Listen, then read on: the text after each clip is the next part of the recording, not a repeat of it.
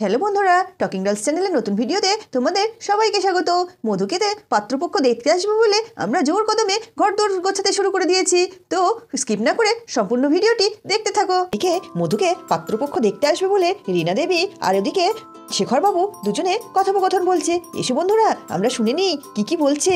মধুর বাবা কি ভাবছো বলো তো? এই যে মধুকে দেখতে আসবে, আমি তো ভেবেই পাচ্ছি না।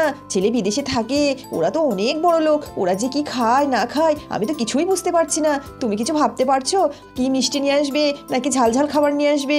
আমি তো কিচ্ছু বুঝতে পারছি না গো। ওরা সে কি সব চাইনিজ এখনকার মানুষ এসব পছন্দ করে। কি নিয়ে আসলে ভালো হয় বলো তো? বাবা, আমার তো বাবা মাথা খারাপ হয়ে যাচ্ছে, এখন কি নিয়ে আসবো বলো তো? এসব চাষিবাসী মানুষ, আমি ওসব খাবারের নামটাম বাবা অত জানিও না, অত বুঝতেও পারবো না। তুমি এক কাজ করো, মাধবকে বলো ওকেই সব কিছু ঠিকঠাক করে নিয়ে আসতে। আমি টাকা দিয়ে দিচ্ছি, ওকে বাজারে পাঠিয়ে দাও। এদিকে দেরি হচ্ছে, বাজারের যেন কোনো ত্রুটি না হয়। শিরিনের মা আসছে। কি গো দিদি, এত বাজারের ঘটাপটা কিসের? কি এমন বাজারঘাট হবে? কিছুই তো বুঝতে পারছি না। মনে হচ্ছে অনেক আত্মীয় স্বজন আসবে তোমাদের বাড়িতে। তোমাদের সেদিন বলছিলাম না মধুকে দেখতে আসবে, ওদের দেখতে আসছে তো আজকে। সেইটাই ভাবছি গো শিরিনের মা, তোমার কোনো অভিজ্ঞতা আছে? ছেলে বিদেশে থাকে, আবার এদিকে ছেলেরা তো অনেক বড় লোক, কি খায় না খায় আমি তো কিছুই বুঝতে পারছি না। তোমার যদি সেরকম কিছু খাবার দাবারের নাম জানা থাকে বলো না বোন, তাহলে একটু ভালো হয়। আমি থাকতে তুমি চিন্তা করছো কেন?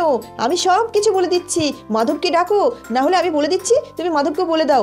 মাধব তো এখন বাড়িতে নেই, আসলে আমি বলে দিচ্ছি। ওকে ফোন করতে বললাম মুন্নিকে দিয়ে, ও ফোন করলেই চলে আসবে। তাহলে এসো বোন, আমরা লিস্টটা করেই ফেলি। বৌমা চলে এসছে, তোমরা এক কাজ করো, লিস্টটা করে ফেলো, মাধবকে দিয়ে বাজারে পাঠিয়ে দিও। আর হ্যাঁ, আলমারির লকারের ভিতরে টাকা আছে, তুমি বার করে ওকে দিয়ে দিও। তাহলে আমি এলাম বলে শেখরবাবু বেরিয়ে গেলেন। রীনা দেবী খাতা পেন নিয়ে বসে গেছে লিস্ট করতে। ওদিকে সালমা দেবী বলছে কি নিতে হবে। আচ্ছা দিদি লেখো, আমরা প্রথমে আত্মীয়রা আসলেই একটা ওয়েলকাম ড্রিঙ্কস দেবো। আচ্ছা ওয়েলকাম ড্রিঙ্কসে ঠিক কি দেওয়া যায় বলতো? হ্যাঁ, এখন তো শীতকাল যাচ্ছে, এখন তো কমলা লেবুটা খুব ভালো পাওয়া যাবে। আমি খুব সুন্দর কমলা লেবু জুস বানাতে পারি। তুমি এক কাজ করো, লিখে ফেলো কমলা লেবু লাগবে খান 10। আর হ্যাঁ, লেবুগুলো অবশ্যই একটু বড় বড় সাইজের নিতে বলবে। নাই বুঝলাম, ওয়েলকাম ড্রিঙ্কস তো হলো, আর কি দেওয়া হবে? এই মিষ্টি মাছটা, তারপরে ভাজা পোড়া, এগুলোর মধ্যে কি দেওয়া হবে বলো তো? এ বাবা, তুমি চিন্তা করছো কেন? আমি থাকতে তোমার চিন্তা কি? তোমার মেয়ের বিয়ের সমস্ত রান্নার দায়িত্ব সবই তো আমার। আরে এই যে মাধবকে বলবে বাজারে গিয়ে যেন ভালো সাইজের একটা ভেটকি মাছও নেয়, ভালো সাইজ থেকে কেটে নিতে বলবে। ওই 1 কিলো মতো ভেটকি মাছ নিতে বলবে। ওই তো ফিশ ফ্রাই করব, আর হ্যাঁ চিকেন ফিঙ্গার করব। এগুলো স্টার্টার আইটেমে থাকবে, একটু পকোড়াও ভেজে দেবো। আচ্ছা এই গেল স্টার্টার আইটেম। আর হ্যাঁ, স্টার্টারে একটু চাইনিজ রাখলেও হয়, এই যেরকম ধরো চিলি চিকেন। ঠিক আছে, আচ্ছা স্টার্টারে রাখবো না, এই চিলি চিকেন আর ফ্রাইড রাইসটা তোমার একটু পরে দিয়ে দেবো। তাহলে কেমন হয় বলো দিদি? আরে বাবা, আমি ওই মাংস ভাত ছাড়া কিছুই বুঝি না। যা করার তুমি করো, তুমি বলো আর আমি বসে বসে লিখি। আচ্ছা লিখে ফেলো তো দেখি।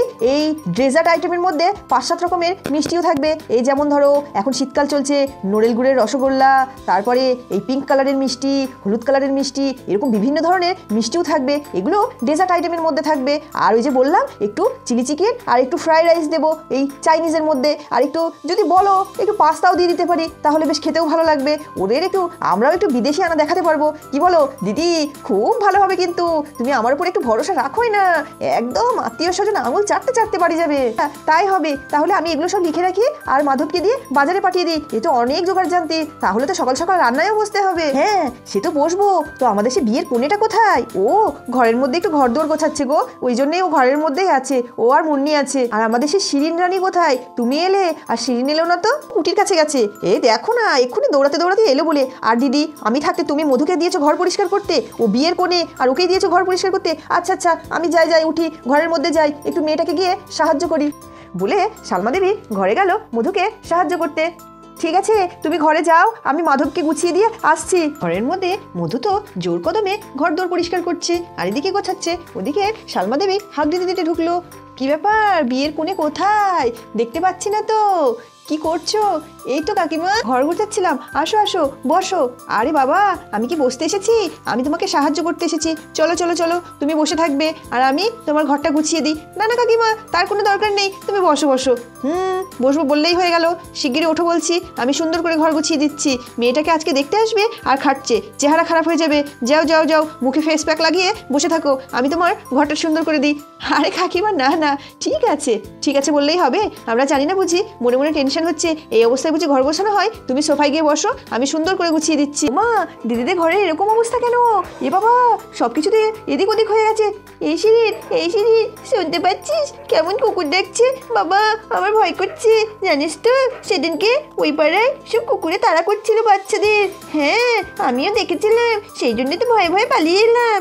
হ্যাঁ হ্যাঁ, তোমাদের আর পাকা বুড়ির মতো কথা বলতে হবে না, তোমরা বসো। আজকে মধু দিদিকে দেখতে আসবে পাত্রপক্ষ, সেই জন্য চুপ করে বসবে। আমি এখন কাজ করব, দিদিদের হাতে হাতে এগুলো সব গুছিয়ে দেবো। ঠিক আছে কাকিমা, আমরা সোফায় গিয়ে বসছি। সালমা দেবী তো কাজ করতে শুরু করে দিল। মধু, ফুলদানিটা ওই টেবিলের উপরে রেখে আসি বলে টেবিলের উপরে ফুলদানিটা রাখতে গেল। ঘড়িটা বুঝি নতুন কিনেছো? আচ্ছা, ঘড়িটাও টেবিলের উপরে রেখে দিই, তাহলে দেখতে একটু বেশি সুন্দর লাগবে। মধু, এই কার্ডটা দেয়ালে সেটে দিই, কেমন হবে বলো তো দেখতে? কাকিমা, তোমার চয়েসের উপরে আমার কিছু বলারই নেই, তুমি যা করবে সেটাই ভালো লাগবে। তুমি করো না, আমি চুপচাপ বসে দেখছি। শিরিন, চিনতে পারছিস ওই গ্রিটিংস কার্ডটা আমি দিদিকে দিয়েছিলাম? কালকে যখন জামাইবাবু আসবে আমি দেখাবো, কি সুন্দর লাগবে বল দেখতে। আরে বাবা, আগে জামাইবাবু হোক তখন বলিস, এখন থেকে জামাইবাবু জামাইবাবু করে তো পাগল হয়ে যাচ্ছিস। আমি জানি জামাইবাবু যখন হবে তোরা আমাকে পাত্তাই দিবি না, তোরাই জামাইবাবু জামাইবাবু করবি। আমার জামাইবাবু আর তখন থাকবেই না, তোদেরই তো হয়ে যাবে তখন। আরে বাবা, সবার জামাইবাবু হবে, তোরা অত ঝগড়া করিস না। দেখি এটা লাগিয়ে দিই, আমার কাজে দেরি হয়ে যাচ্ছে তোদের বকবক শুনতে শুনতে। চুপ করে সব বস তো। মধু, শোপিসগুলো তো সব সাজানো হয়ে গেছে। ওই দেখো, ঘড়িটা রেখে দিয়েছি, টেবিল ল্যাম্প রেখেছি, আর ওই একটা সুন্দর লাল বাল্ব ঝুলিয়ে দিয়েছি। কিন্তু এবার তো বেড কভারটা পাল্টাতে হবে। তোমার মা কোথায় গেল? এই তো, বলো কি বলছো? দিদি, এই বেড কভার লাগবে তো। এই বেড কভারটা কেমন পুরনো পুরনো হয়ে গেছে, একটা সুন্দর দেখে নতুন বেড কভার দাও না গো। আরে হ্যাঁ হ্যাঁ, আছে তো, আমার দুটো বেড কভার কেনা আছে। তা কোথায় সেগুলো? নিয়ে আসো। আচ্ছা আচ্ছা, একটুখানি বসো, আমি এক্ষুনি নিয়ে আসছি বলে রিনা দেবী বেড কভার আনতে চলে গেল। সালমা, সালমা, এই দেখো আমি দুটো বেড কভার নিয়ে চলে এসেছি, কোনটা নেবে দেখে নাও। আচ্ছা আচ্ছা, দাও দাও। দি, আমার এই আকাশি রঙের বেড কভারটা বেশি ভালো লাগছে, এই পিঙ্কটা অতটা ভালো লাগছে না। তুমি আজকে কাজ করো, ওই পিঙ্কটা মাধবের ঘরে পেতে দাও, আর এই আকাশিটা এই ঘরে পেতে দিই। আর বালিশের কভার সব কিছু আছে তো? হ্যাঁ হ্যাঁ, ওটা সেট আছে, পাশ বালিশের কভার, মাথার বালিশের কভার সব কিছু আছে। তুমি এক কাজ করো, তুমি পেতে দাও। আচ্ছা ঠিক আছে, আমি এটাই পেতে দিচ্ছি। দিদি, বেড কভারটা তো পাতা হয়ে গেছে, এবার দেখো কেমন লাগছে। এবার সোফার কভারগুলো পেতে নিই। শিরিন, পুটি, তোমরা সবাই এদিকে এসে বসো, খাটের উপরে এসে বসো, আমি সোফার কভারগুলো পেতে নিই। ও দিদি, তুমি যে সেদিন বলছিলে নতুন নতুন সোফার কভার কিনেছো, একটু যদি পিঙ্ক কালারের কভার হতো দেখতে কিন্তু খুব সুন্দর লাগতো। আমি কিন্তু তোমাকে বলেছিলাম পিঙ্ক কালারের কিনতে, তুমি পিঙ্ক কালারের কিনেছো তো? আরে হ্যাঁ হ্যাঁ, তুমি যেমন যেমন বলেছিলে মধু ঠিক তেমন তেমনই কিনে নিয়ে এসছে। ওই দেখো সোফার উপরে রাখা আছে। আচ্ছা ঠিক আছে, এই শিরিন, পুটি, তোমরা সবাই এদিকে এসো, এসে খাটে বসো, আমি কভারগুলো পেতে নিই। দিদি, এবার ঘরের চারিদিকটা একটু দেখো তো কেমন হয়েছে। বাহ, খুব সুন্দর হয়েছে সত্যি, তোমার পছন্দও আছে বলতে হয়, এত সুন্দর নিখুঁত তোমার হাতের কাজ। দি, সবই তো হলো, ঘরদোর পরিষ্কার হলো, এদিকে রান্নাবান্না কি হবে সেটাও তো হয়ে গেল। এবার মেয়েটাকে তো সাজাতে হবে, আর কিছুক্ষণ পরেই পাত্রপক্ষ চলে আসবে। তো দেখো কি কি পরাবো, তুমি সেরকম শাড়ি বার করে দাও, সবকিছু তো তুমিই করছো, তোমার হাত দিয়েই হচ্ছে। তো মেয়েটাকে কিভাবে সাজাবে সে দায়িত্বটাও নয় তুমিই নিলে। মা, মা, তোমার একটা ব্লু রঙের শাড়ি আছে, সেই শাড়িটা দিদির জন্য আনো না, দিদিকে দেখতে খুব সুন্দর লাগবে। ঠিক বলেছিস শিরিন, আমার ব্লু রঙের শাড়িটা দেখতে খুব সুন্দর, মধুকে ওটা পরলে খুব সুন্দর লাগবে। দিদি, আমি দৌড়ে আমার শাড়িটা নিয়ে আসি। বাবা, তুমি আবার তোমার নতুন শাড়ি ভাঙবে, আমার তো অনেক শাড়ি ছিল সেগুলোর মধ্যে নেই। আরে দিদি, এরকম কথা বলছো কেন? মধু কি শুধু তোমার একার মেয়ে? আমাদের মেয়ে নয় বুঝি? তুমি একদম চুপ করে থাকো, মধু কালকে আমার শাড়িটা পরেই পুষবে। আর হ্যাঁ, তুমি ওর গয়নাগুলোও একটু ঠিক করে বার করে রাখো তো দেখি, আমি সমস্ত কিছু রেডি করে নিয়ে ওকে সাজাতে বসবো বলে সালমা দেবী দৌড়ে শাড়ি আনতে বাড়িতে চলে গেল। এই দেখো দিদি, শাড়িটা নিয়ে চলে এসেছি, কেমন বলো? যদি ভালো না লাগে তাহলে অন্য শাড়ি পরাবো।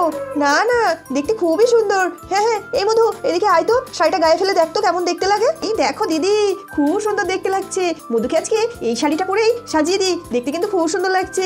পাত্রপক্ষ মধুর দিক থেকে চোখই সরাতে পারবে না, আমাদের মধুকে আজকেই মনে হচ্ছে নিয়ে চলে যাবে।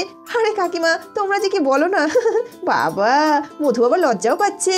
তাহলে বন্ধুরা, আমি মধুকে এখন সাজাতে যাচ্ছি। তো মধুকে কেমন সাজালাম, পাত্রপক্ষ কি কি বললো সেসব দেখতে হলে অবশ্যই টকিং ডগস চ্যানেলটিকে সাবস্ক্রাইব করতে হবে। আর আমাদের প্রতিদিনকার ভিডিও সবার আগে দেখতে হলে পাশে থাকা বেল আইকনটি প্রেস করে দিতে হবে। ভিডিওগুলো ভালো লাগলে একটা অবশ্যই লাইক করবে, আর তোমরা কেমন কেমন ভিডিও দেখতে চাও অবশ্যই কমেন্ট করে জানাবে। তো তোমরা সবাই সুস্থ থাকবে, ভালো থাকবে, দেখা হবে পরবর্তী ভিডিওতে।